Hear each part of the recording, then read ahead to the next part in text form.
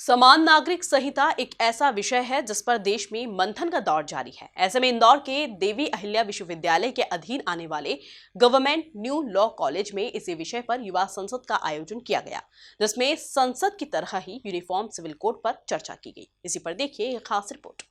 Youth parliament में देश की विभिन्न यूनिवर्सिटी के 50 से ज्यादा प्रतिभागी शामिल हुए। इसमें national law university Mumbai, national law university Bhopal, Aligarh Muslim university, Delhi university, doctor Hari Singh Gour university के प्रतिभागी भी शामिल थे, जिन्होंने अलग अलग दलों की भूमिका में समान नागरिक संहिता विषय पर युवा संसद के माध्यम से चर्चा की। Which is full of different cultures and diversity and religion that we cannot forget because religions and culture is what we are proud of. India is a nation which is in Marathi we say आपला भारत देश है विविधतेने एकतेचे, which means unity and diversity, and we should keep in mind. तो जोड़ो का मतलब क्या होता है? लोगों को जोड़ना। और भाई हम यूनिफॉर्म सिविल कोड लाकर जो आज हमारे बीच में तो आज हमारे बीच में जो डिवीजन हुआ है, जो हम अपने धर्म के प्रति लड़ रहे हैं, अगर यूनिफॉर्म सिविल कोड आकर सबके पास समानता सारी सेकुलर एक्टिविटीज में, तो इससे भारत ही तो जुड़ेगा। और वही तो कह रहे हैं, भारत जोड़ो यात्रा हम वही करते जा रहे हैं। कार्यक्रम को लेकर गवर्नमेंट न्यू लॉ कॉलेज के प्राचार्य नरेंद्र देव ने बताया कि युवा संसद के माध्यम से वाद विवाद का एक अनोखा रूप देखने को मिला, जिसमें समान नागरिक संहिता पर चर्चा की गई। यूनिफॉर्म सिविल कोड पर यूथ पार्लियामेंट का आयोजन गवर्नमेंट लॉ कॉलेज में किया जा रहा है।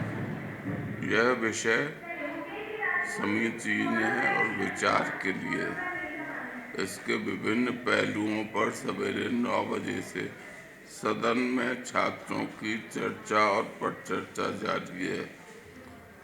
सायंकालीन सेशन में पूर्व लोकसभा अध्यक्ष सुमित्रा महाजन भी अपनी उपस्थिति दर्ज कराएंगी और ये इस कार्यक्रम से क्या कंक्लूजन निकलेगा उसकी हमें प्रतीक्षा है।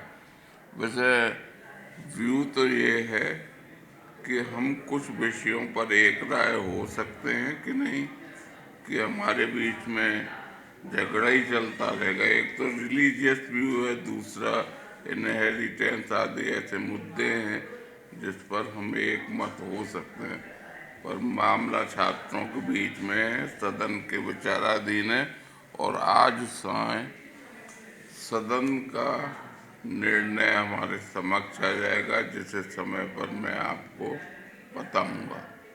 डिबेट और लिटरेरी क्लब के अध्यक्ष वरुण कुमार मिश्रा ने बताया कि युवा संसद में लिए गए निर्णय को आगे लॉ कमीशन को पहुंचाया जाएगा। सर, दरअसल गवर्नमेंट लॉ कॉलेज में आज 3 जनवरी को हम यूथ पार्लियामेंट का ऑर्गेनाइज कर रहे हैं।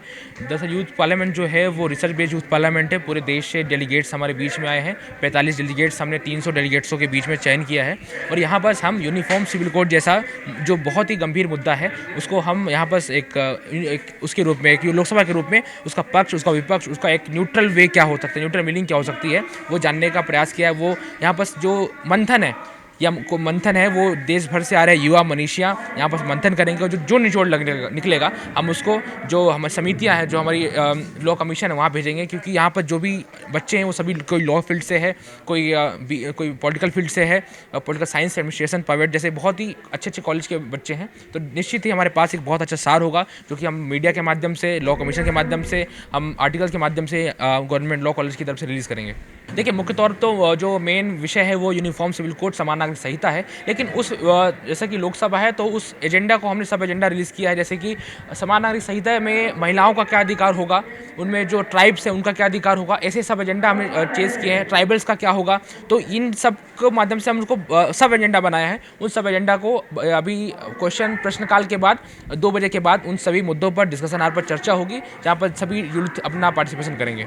कार्यक्रम के समापन सत्र में पूर्व लोकसभा अध्यक्ष श्रीमती सुमित्रा महाजन, सांसद शंकर लालवानी और देवास सांसद महेंद्र सिंह सोलंकी व पूर्व अपर महाअधिवक्ता मनोज द्विवेदी मुख्य अतिथि के तौर पर शामिल हुए। Bureau report, MP news.